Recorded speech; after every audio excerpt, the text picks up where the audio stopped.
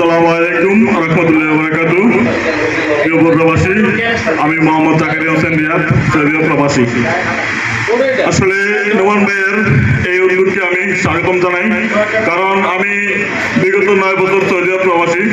বিগত 9 বছরের মধ্যে আপনারা হয়তো বিভিন্ন সোশ্যাল মিডিয়ার মধ্যে দেখেছেন যে বদর রেমিটেন্স যোদ্ধা সংগঠন নামে একটা সংগঠন আছে। সেই সংগঠনের সাধারণ সম্পাদক ছিলাম আমি দীর্ঘ 2 বছর।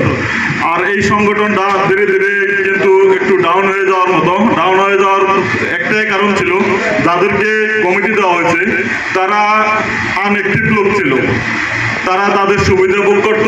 আমরা এমনও ডকুমেন্টস পেয়েছি যে আমরা প্রবাসীরা যে যখন যেভাবে অর্থ সহযোগিতা করতাম সেই টাকাগুলো বিভিন্ন ব্যাংকে বিভিন্নভাবে লুট হয়েছে। তো এই সমস্ত কমিটি দ্বারা কোনো সংগঠন চলতে পারে না। সেই কারণে আমি আসলে সেই সংগঠন থেকে আমি বের হয়ে চলে আসছি। অর্থাৎ এই সংগঠনটাকে আমি স্বাগতম জানাচ্ছি এবং এই সংগঠনের ভবিষ্যতে যারা কমিটি এবং দায়িত্ব পাবেন, আমি আশা করব যে অ্যাক্টিভ সদস্যদেরকে দায়িত্ব দেওয়ার জন্য। হয়তো সিনিয়র হতে পারে, নয়তো জুনিয়র হতে পারে, এখানে কারো কোনো দ্বিধাবোধ থাকবে না। আর আমরা যেহেতু প্রবাসী, আমাদের ফার্স্ট প্রায়োরিটি থাকবে যে প্রবাসীদেরকে নিয়ে।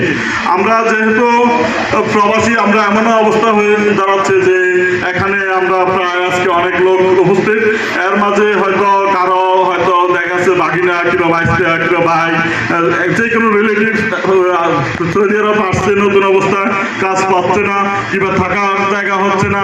এমনও হতে পারে যে বাবা আছে দাম্মাম, বাবার বন্ধু বান্ধব আছে রিয়াদ, কিন্তু ছেলে রিয়াদ আছে, একটা কাজের ফয়সলা করে দেওয়া কিংবা একটা সুযোগ সুবিধা করে দেওয়া, এই জিনিসগুলো আসলে আমাদের মাথায় থাকা উচিত এবং আমরা সবাই যৌথ উদ্যোগে এই জিনিসগুলো করবো।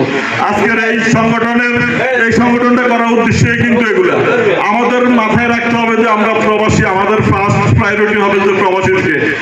এমনও প্রবাসী আছে যে প্রবাস থেকে যে কোনো অ্যাক্সিডেন্ট বা মধ্যে চলে গেছে, এই সমস্ত প্রবাসীদেরকে আমরা দেশে সাপোর্ট করব। আর যারা এই দেশে বিভিন্ন সমস্যার কারণে সমস্যা ভুগছে তাদেরকে আমরা প্রায়োরিটি দিব।